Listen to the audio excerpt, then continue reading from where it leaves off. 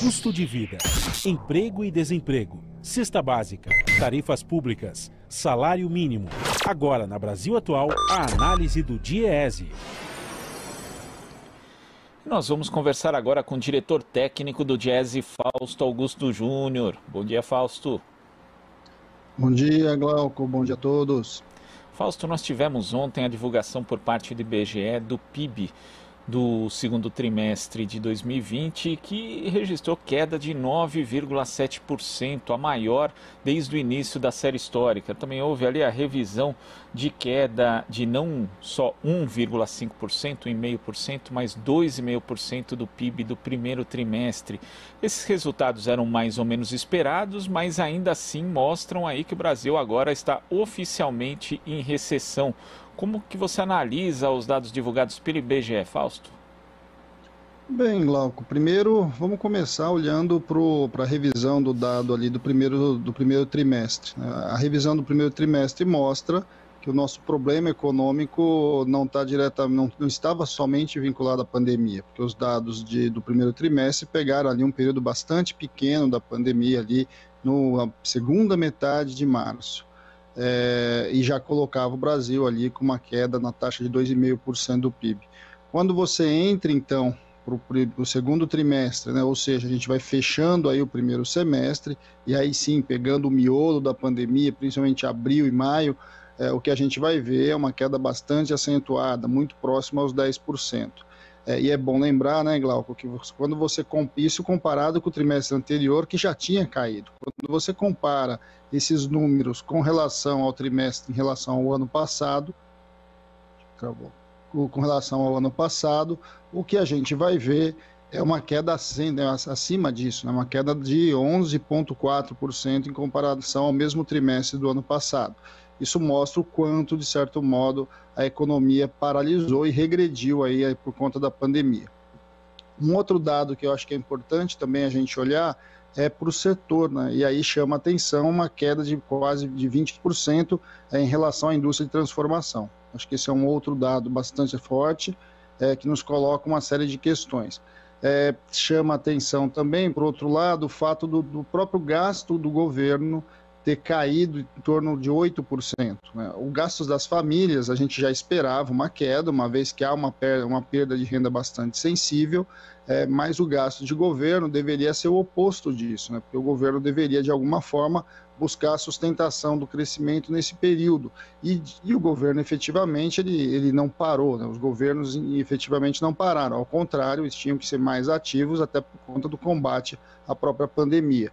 Quer dizer, a retração do gasto do governo ajuda, de certo modo, a compreender também um pouco essa derrubada aí do PIB. A questão colocada agora, como é que vai ficar a economia para frente? Lembrando, então, que, por um lado, você tinha já uma queda do PIB antes da própria pandemia, uma queda bastante acentuada da pandemia, e agora a gente tem que olhar a capacidade da economia retornar quase que por conta própria, uma vez que o próprio governo já fez muito pouco antes e agora tende a fazer cada vez menos. Uma dessas questões colocadas aí, então, é que esse PIB caiu esse tanto todo, mas só não caiu mais por conta do abono emergencial, que de alguma forma manteve um mínimo aí de condições de sobrevivência das pessoas. Nós estamos falando de mais de 60 milhões de pessoas que receberam um abono emergencial. Agora, com a redução à metade, né, que é o dado de ontem também, ou seja, deve chegar até o final do ano com R$300 o abono emergencial, segundo a proposta do governo, a gente vai ver, de um lado, essa queda da arrecadação, essa queda da liberação de recurso, que vai impactar também o consumo das famílias. Quando a gente olha, então, para esse conjunto de coisas em relação ao PIB, a gente está vendo que esse primeiro trimestre aí foi um primeiro semestre bastante difícil para a economia e que a gente já está assistindo uma economia encolhendo ao ponto da gente poder dizer que, de certo modo, nós vamos fechar aí o 2020 com uma economia menor até do que a economia de 2010, 2009. E a gente vai fechar 2020 contrariando uma previsão do ministro da Economia, Paulo Guedes, ali, que disse no dia 12 de março que no pior dos cenários a economia brasileira cresceria 1%, algo que não faz sentido nenhum. E outra coisa que faz pouco sentido também, Fausto, queria a sua análise a respeito disso, a declaração dele ontem dizendo que a queda do PIB era um som distante e que a recuperação econômica será em V. Ou seja, tão forte quanto a economia caiu, ela iria se recuperar. Existe algum dado que aponte para isso, Fausto? Não, nesse momento nenhum, porque o principal dado para você pensar é o consumo das famílias de um lado, de outro o mercado de trabalho, e os dois dados estão bastante incipientes. É óbvio que o terceiro trimestre, né, a entrada no segundo semestre, tende a ser melhor do que a gente viu nesse período, até porque, apesar da pandemia aí não estar controlada, a economia está voltando, então você vai assistir um retorno propriamente dito da economia. Agora, um retorno que seja capaz de equilibrar ali, de compensar a perda do que a gente viu nesse trimestre é bastante improvável. Boa parte dos analistas, inclusive, estão esperando aí uma queda do PIB fechado no ano em torno de 6%. Eu acredito, inclusive, que pode ficar até um pouco mais do que isso.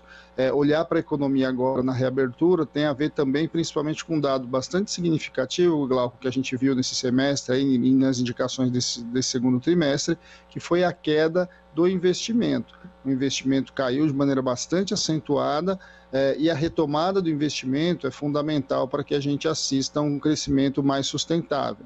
Acho que tem duas questões colocadas. Uma é agora, como é que vai passar o segundo semestre em meio à própria pandemia, uma vez que a pandemia ela não foi controlada, e em segundo caso, como é que a gente vai assistir ali a entrada para 2021. Eu acho que a grande aposta econômica de qualquer um que possa pensar minimamente o que vai acontecer, ela está mais marcada para 2021 do que para 2020. 2020 é inevitável que a gente tenha um PIB negativo e um PIB que muito provavelmente vai ser a maior queda histórica desde que se faz uma medição desse tipo.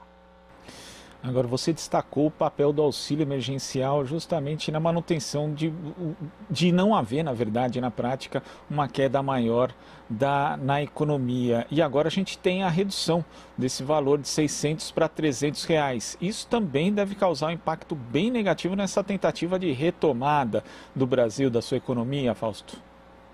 Não há dúvida, Glauco. Nós estamos dizendo que nos próximos 4 meses a gente vai colocar, do ponto de vista do abono, metade do que foi colocado até agora.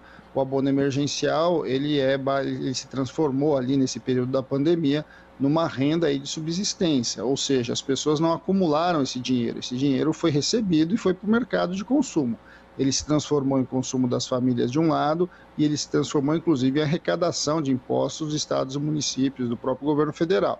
A sua redução, inevitavelmente, vai atingir o consumo das famílias. Nós vamos assistir isso, em especial das famílias mais pobres. A pergunta que se faz é se a retomada, a reabertura da economia, né, ou seja, esse afrouxamento do isolamento, de certo modo, vai ser capaz de compensar a redução do que se apresentou aí do abono que o governo está propondo de R$600 para R$300. Agora, é claro que é bom lembrar que a origem da discussão do abono emergencial do governo era nenhum tipo de ajuda, e depois o governo falava em R$200. Agora a gente está falando aí em R$300 que o governo está propondo, a partir de uma medida provisória, mas eu não tenho a menor dúvida que se vai ser um bom debate dentro do Congresso Nacional, e a pressão da sociedade civil, a pressão dos movimentos sociais, do movimento sindical, esperamos que de alguma forma a gente consiga contornar essa redução. A gente vai acompanhar essa discussão. Fausto, muito obrigado pela sua participação aqui no Jornal Brasil Atual e até a próxima. Até a próxima, Glauco. Bom dia a todos. Bom dia. Conversamos aqui com o diretor técnico do Diese, Fausto Augusto Júnior.